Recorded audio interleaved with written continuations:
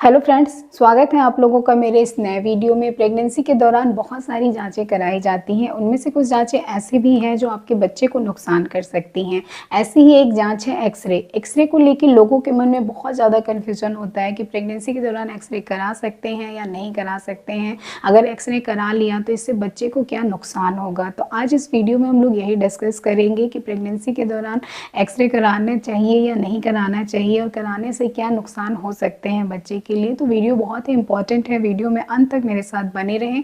और अगर आप इस चैनल पे नए हैं तो चैनल को सब्सक्राइब करके बेल आइकन भी दबा दीजिए ताकि जो भी मेरे नए वीडियो आए हेल्थ रिलेटेड उनका नोटिफिकेशन आप तक पहुंच जाए। एक्सरे एक तरह का रेडिएशन है जिसे इलेक्ट्रोमैग्नेटिक वेव कहते हैं। ये जो रेडिएशन है इनको रैट्स में मेजर किया जाता है और बच्चे को जो नुकसान पहुँचाने वाला रेडिएशन है वो 5 रैट्स से ऊपर है। एक्सरे जैसे डायग्नोस्टिक प्रोसीजर में जो रेडिएशन यूज किया जाता है वो मिली रैट्स में यूज किया जाता है, यानी कि बहुत ही कम रेडिएशन यूज किया जाता है। एक रैट्स में 1000 मिली रैट्स होते हैं।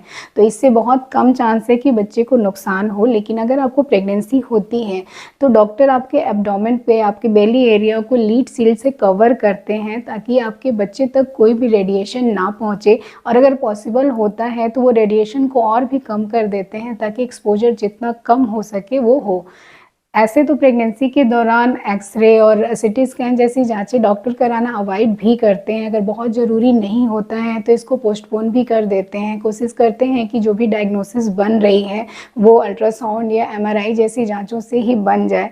तो डॉक्टर ऐसे भी आपको एडवाइस नहीं करते हैं। लेकिन अगर बहुत ज़रूरी है तो इसको अवॉइड करने की ज़रूरत नहीं है। अगर आपका एक्सरे के दौरान बेली एरिया एक्सपोज नहीं हो रहा है, जैसे कि आपको अगर हाथ, पैर, सिर, चेहरे, चेस्ट, दांत का एक्सरे कराना है तो आप आराम से करा सकती हैं। आप डॉक्टर को बस ये बता दीजिए कि आपको प्रेगनेंसी है ताकि वो प्रोटेक्शन शील्ड लगा सकें।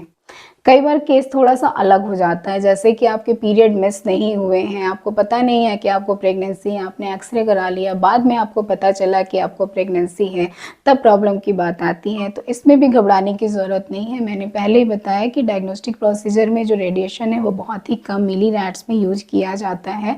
तो अगर एक आध बार एक्सपोजर हो रहा है तो बच्चे में बहुत ही मिनिमम चांस है कि कोई प्रॉब्लम आएगी। लेकिन अगर मल्टीपल एक्सपोजर हो रहा है तब बच्चे में रिस्क हो सकता है। बच्चे में क्या रिस्क होगा ये डिपेंड करता है कि आपका गेस्टेशनल एज क्या था और कितना रेडिएशन एक्सपोजर हुआ है। अगर हाई डोज रेडिएशन का एक्सपोजर कंसेप्शन के बाद शुरू के 2 हफ्ते में हुआ है तो ऐसे में मिसकैरेज का रिस्क बढ़ता है। अगर 2 से 8 हफ्ते के बीच में रेडिएशन का एक्सपोजर हुआ है तो इस समय बच्चे के आर्गन डेवलप हो रहे होते हैं, तो बच्चे में birth defect, foetal growth restriction जैसी प्रॉब्लम हो सकती है।